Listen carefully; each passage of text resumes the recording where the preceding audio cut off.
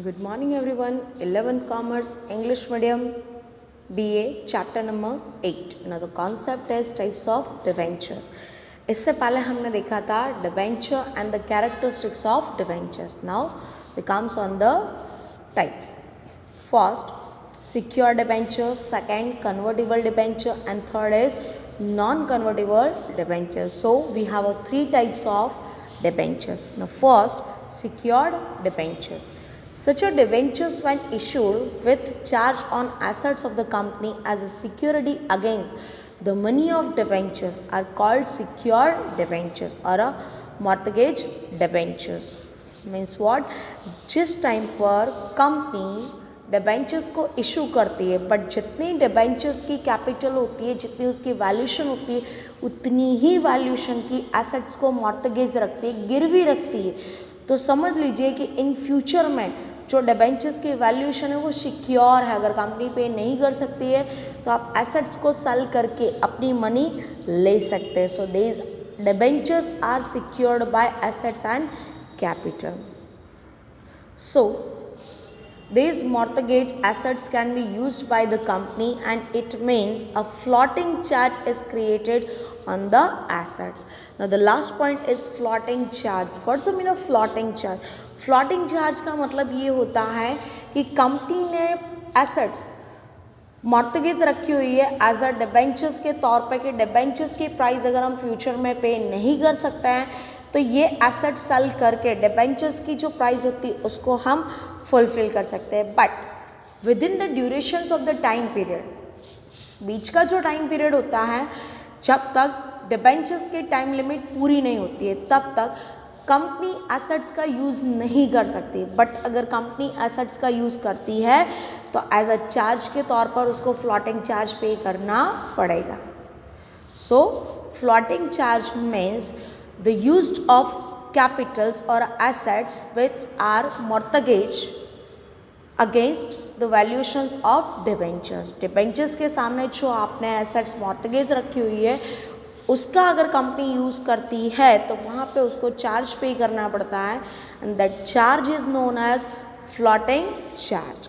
Next is convertible debenture. Convertible debentures mean the debentures which at a specific time period and as per the condition can be converted completely or partially into the shares. The debentures which are after specific time period and as per the conditions converted completely or partially in the shares are called convertible debentures. कुछ ऐसा debentures होता है कि time period पूरा होने से पहले ये जो टाइम लिमिट दे के रखी है, टाइम लिमिट जो दे करके रखी गई है उस टाइम के बाद वो शेयर्स में कन्वर्ट हो जा रहे हैं, या तो पूरे के पूरे कन्वर्ट हो जाएंगे या तो उसका कुछ परसेंटेज कन्वर्ट होगा. So these are known as convertible debentures.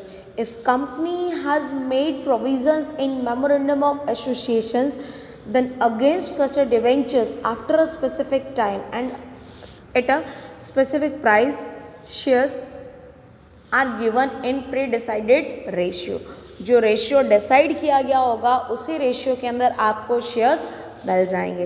And it is a dependent on the memorandum of association. When any provisions comes in the memorandum of associations, then company can convert debentures into the shares as per the terms and conditions. Next आता है non convertible debentures. Now this one says that these debentures are not converted into shares and debentures holders are refunded money after a specific time period and as per the conditions. Lifetime जितना उनका time period fix किया गया है company की तरफ से उतना time period में वो शेयर्स में कन्वर्ट नहीं होते हैं. लास्ट मोमेंट में भी वो डिबेंचर्स रहता है और उनका टाइम पीरियड पूरा होने के बाद कंपनी अगर उनको as per the conditions money पे करती है so these are non as non convertible debenture. जब तक वो डिबेंचर पर्सन के पास रहेंगे तब तक वो डिबेंचर ही रहेंगे, वो शेयर्स में कन्वर्ट होंगे नहीं. They becoming as a only on debentures whole life that type of debenture is non as non convertible debenture, जो कभी भी शेयर्स में कन्वर्ट होंगे नहीं. So how many types of debentures? 3. First secure debenture, second convertible debenture and third is non convertible debenture.